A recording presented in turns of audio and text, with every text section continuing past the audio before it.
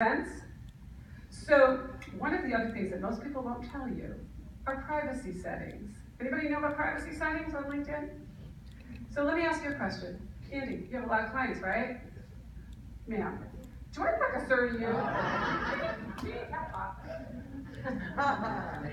Okay. But here's the thing.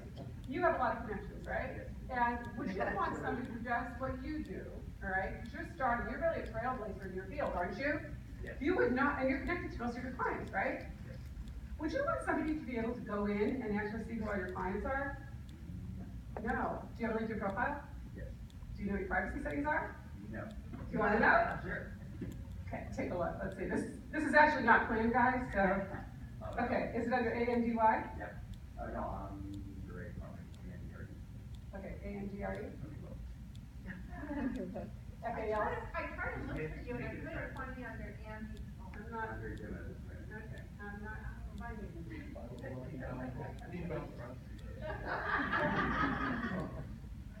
Too funny. One of the things, well, really, do you have it? One of the things that's really important about your privacy settings is you want to make sure that you cannot, that your privacy settings are set in such a way that only you, your connections, can see who you share in common, okay? You don't want everybody else to be able to see your connections. And I'll show you an example, actually. This is a true story. So here's a client of mine, okay? Okay, well, let me just show you this real quick and I'll show you the difference, okay? So this is my client of mine right here. And this guy is an area manager with a large bank.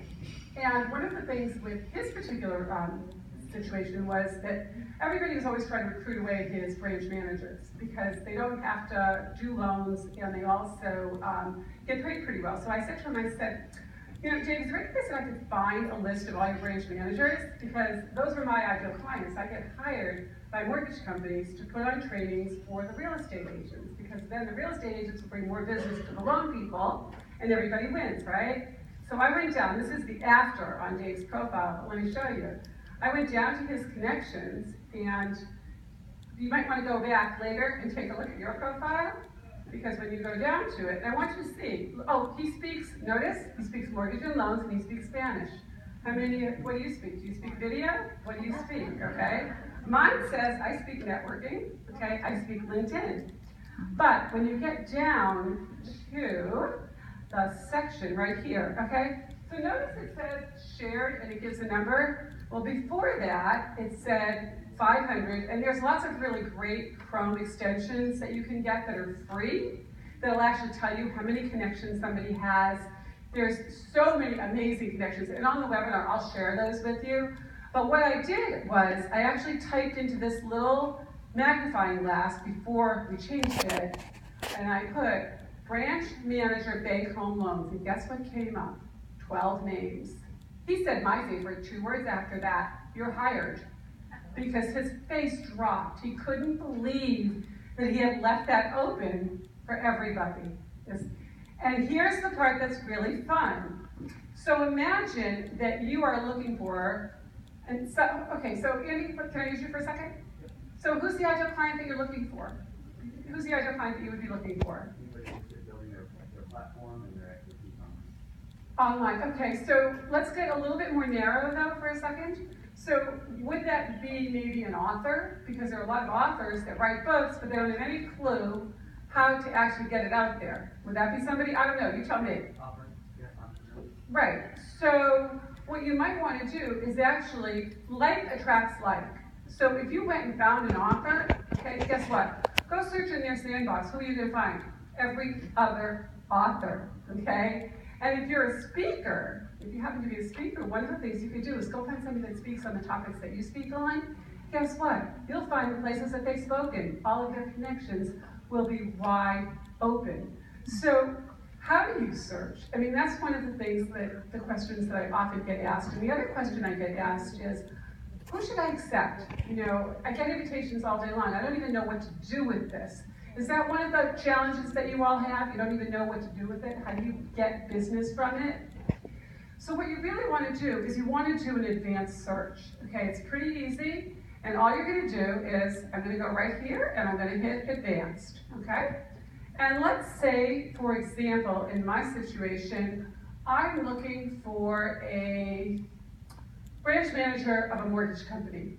And I want to also find something that we have in common, because I want to be able to reach out to them based on something that we share, okay?